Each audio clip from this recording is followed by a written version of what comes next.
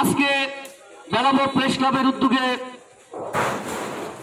সর্বোচ্চ শাস্তি বিচারের দাবিতে গ্রেপ্তারকৃতদের মৃত্যুদণ্ড কার্যকরী করার জন্য, দ্রুত মৃত্যুদণ্ড কার্যকরী করার জন্য আজকের এই মানববন্ধন।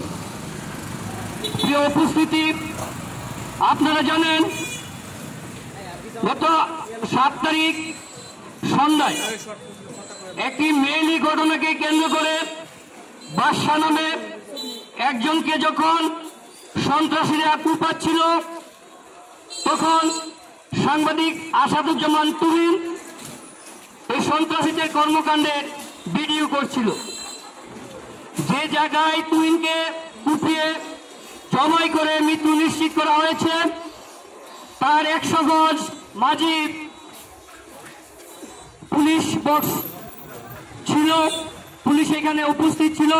পুলিশের নাকের ডগায় এই নৃশংস হত্যাকাণ্ড সংঘটিত হয়েছে।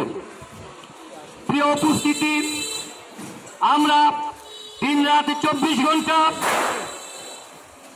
পথে ঘাটে ঘুরে রাজবংশী স্বপ্নমাখা মুখ কলুষিত করে রাষ্ট্রের এবং সরকারের উন্নয়নে কাজ করে থাকি, কিন্তু সরকার আমাদের নিরাপত্তা দিতে ব্যর্থ হয়েছে সকল দলীয় সরকার, ব্যর্থ হয়েছে নির্দলীয় সরকার। আমাদেরকে আর ঘরে বসে থাকা কিছুতেই সম্ভব হচ্ছে না। তাই এখন থেকে আর মানববন্ধন নয়, আমরা যেখানে সাংবাদিকের উপর আঘাত আসবে এখান থেকে আমরা প্রতিরোধ গড়ে তুলতে চাই।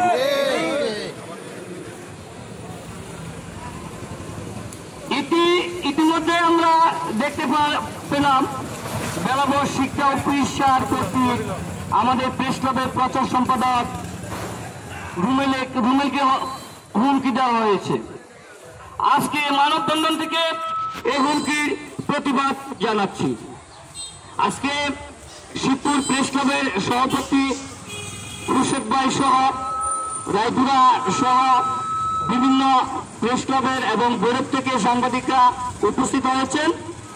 আপনাদেরকে অভিনন্দন জানিয়ে আজকের এই মানববন্ধনের কাজ আরম্ভ করার জন্য আমি অনুরোধ করছি।